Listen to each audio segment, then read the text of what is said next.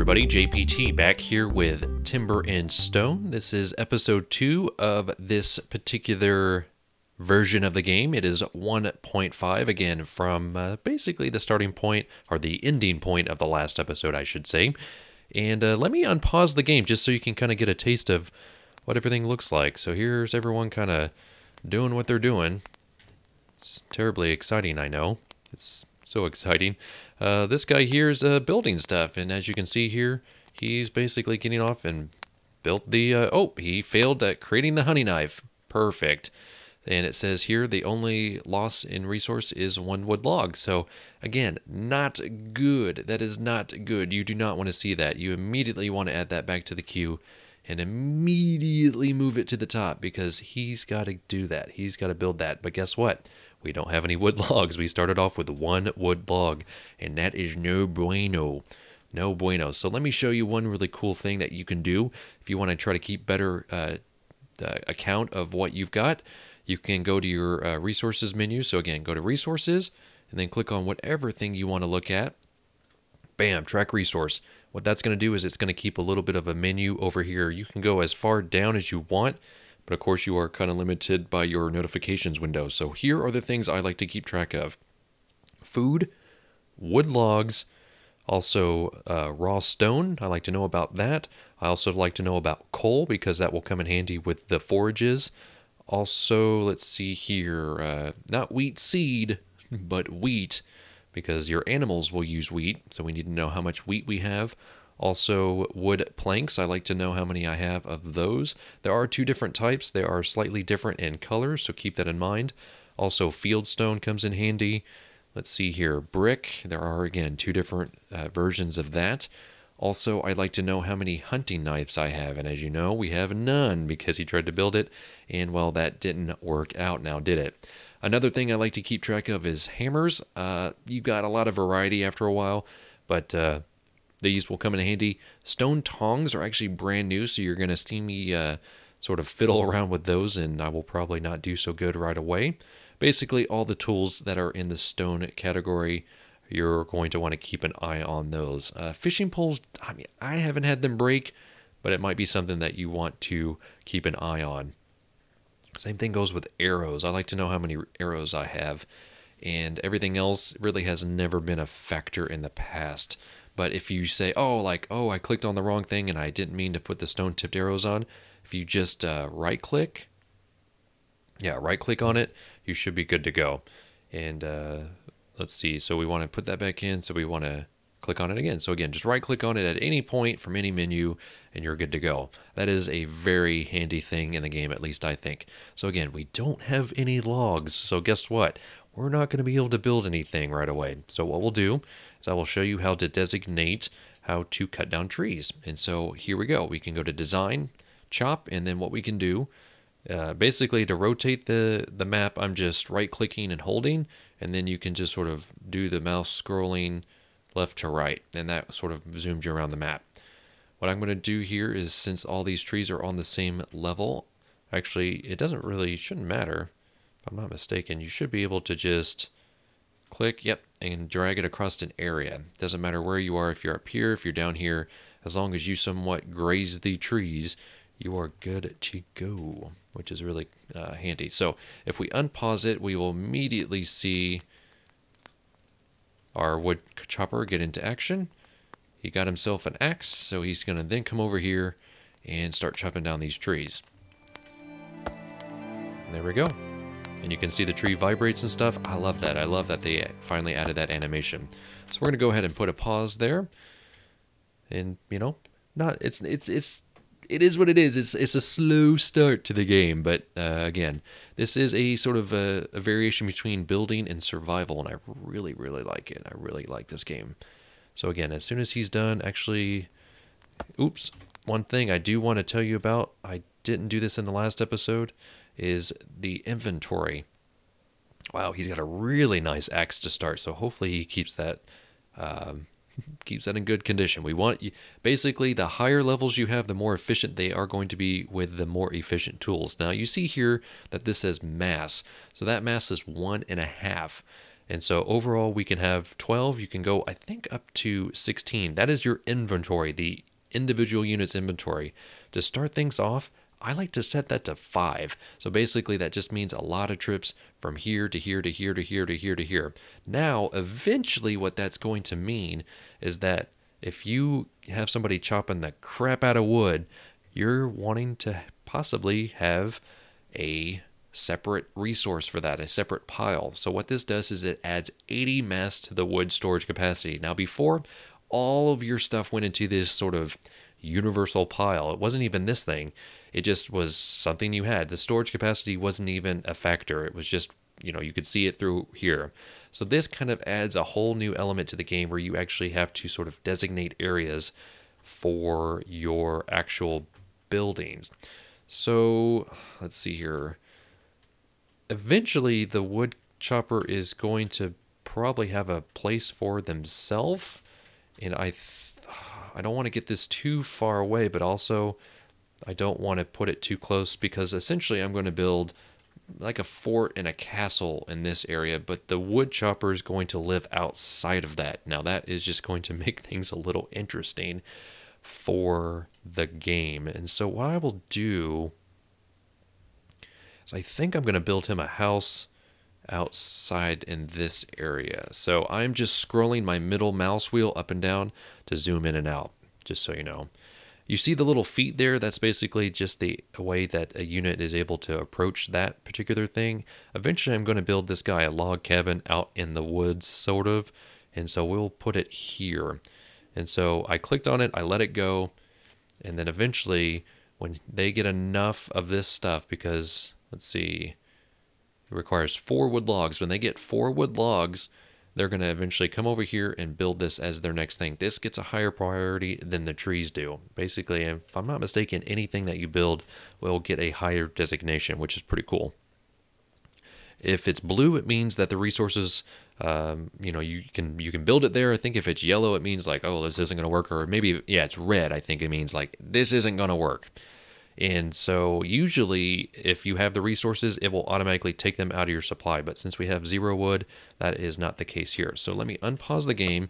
Yeah, see, it's yellow now, which means like, hey, I can't actually build this until I have enough stuff. So what we're going to see here is this guy is going to chop down some stuff. We'll eventually see some stuff in his inventory as soon as he's done. Okay, so now he has 4 wood logs, but he's going to bring them here first. And so he's putting those in there, and then taking his mass back down. And see, we still don't have enough wood to build this, so that is why it's yellow. So everyone is just kind of moping around. This guy doesn't know what he's doing. I'm going to tell him to wait in the hall while idle. I guess I missed that, which is weird. Also, I want to know when your hammer is broken.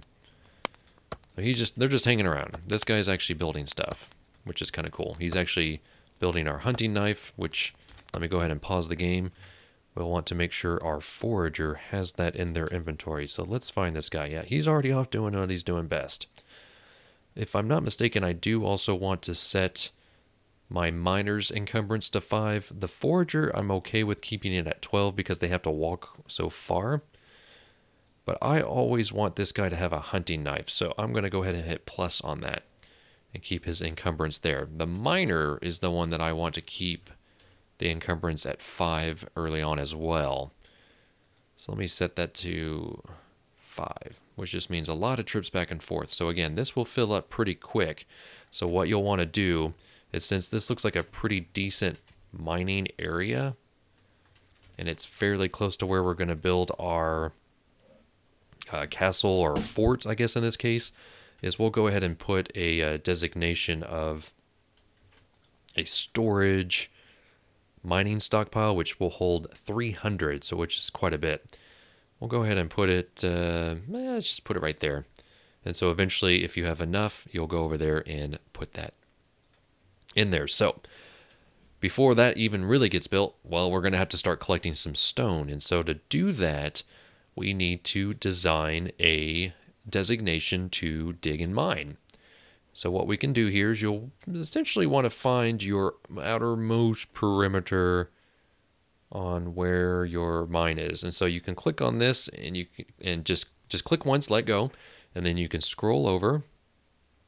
And then essentially what you're going to want to do is kind of select the entire area. So here we have a 21 by 21. You can see it right there, 21 by 21 area. And so you can select it that way.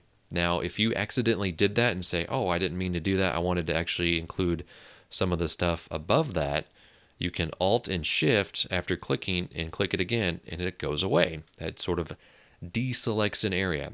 But in this case, like I just said, oh, we want to make sure we get the stone above it and just keep on going until it's done. Well, what you can do is you have to look over to your arrow keys, not your WASD keys, your actual arrow keys on your keyboard, and hit 1, 2, 3, and then 4. And as you can see, that number on the far end of the number sequence goes up to 5, which means those blocks are 5 high. And so when you do that and you click, as you can see now, it does sort of this cool grid all the way around this. Now, if you want to get really, technical with it and say like, oh, like I really don't want, this part here to be mined, you can click that. I mean, you're happy to do it as much as you want. And you can kind of do it with individual blocks. And like, let's say, oh, we didn't want to get those. That way you're just not wasting your miner's time. Also, you're not wasting the resource of, dirt, because, you can get dirt anywhere. You're surrounded by it. So it's kind of a pain in the butt talks, but, it's just a part of the game. It's just a part of the game. There's nothing else I can say about it that's going to make it feel any better. So as you can see here, this designation also got a little bit of this over here, but let's say, yeah, I kind of do want to go ahead and get this as well. You can go ahead and select that area. Again, you got an area here that's not necessary. So we'll go ahead and make sure that this stuff doesn't get mined because it's not necessary. It's just kind of the part of the game that's, you're not going to win with it necessarily. So let's see. You can see that some of those were also hidden underneath there. Miners can be pretty evasive when it comes to that stuff. So, you can get pretty quick with this. Remember to always let go, because otherwise it won't remember. So we let go like that, and we unpause it. This sheep is going to be quite surprised when they start coming in. Chopping down stuff. And as you can see here, he's already got work to do here. And then what you'll see here also is that this level will also slowly but surely go up.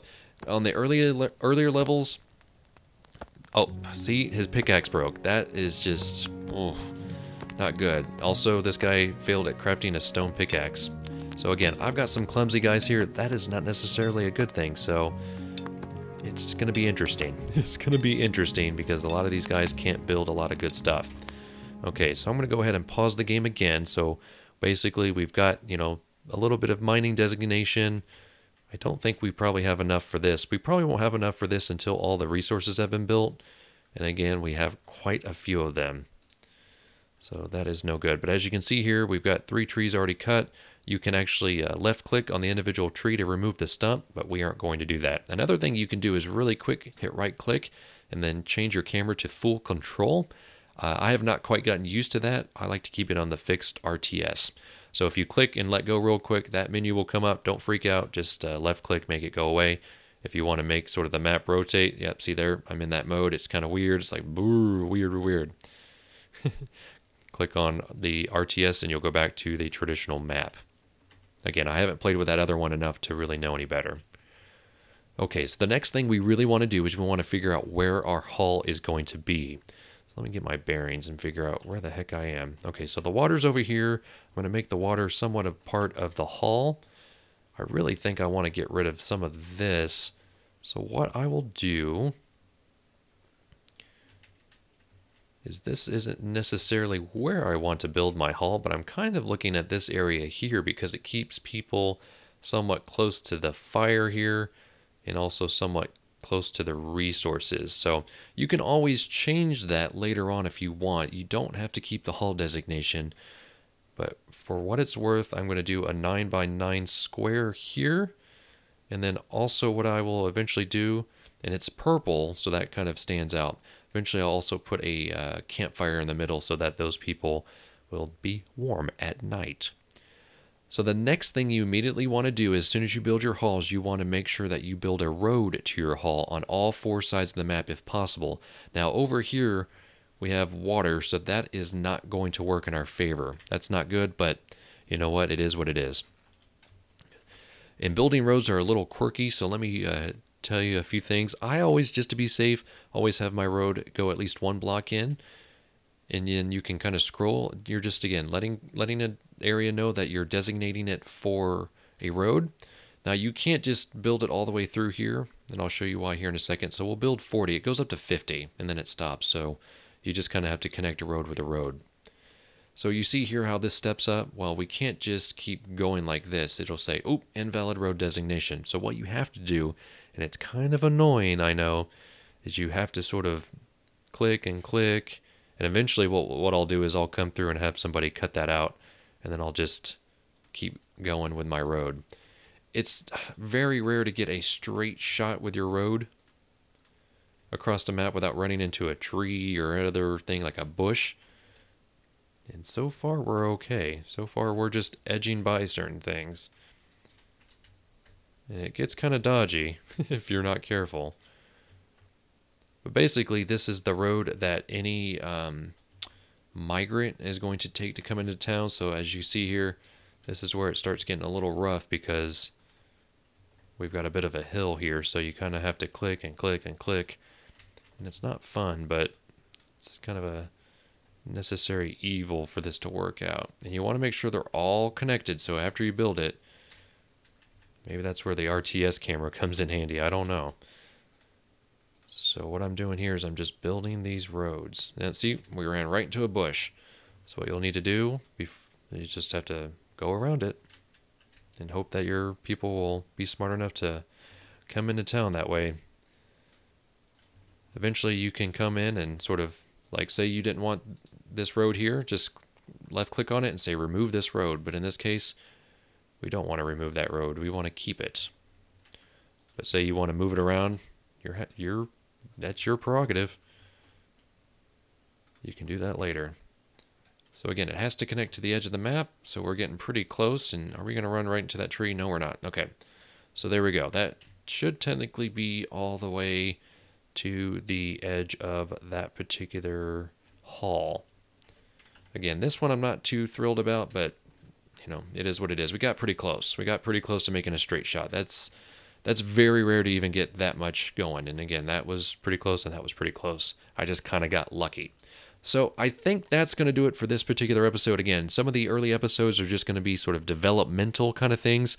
I appreciate you guys watching. Again, if you have any questions, feel free to ask those. If you have any comments, leave those in the section. This game is a beta, so again, like most betas, it is a work in progress. Things are bound to change. There are some bugs, and I'm sure we'll run into those as we go along. So that's going to again do it for me here on this episode of Timber and Stone. If you like the game, if you want to check out more details, go to timberandstonegame.com. And until next time, this is JPT. Go play your games, and I'll be seeing ya.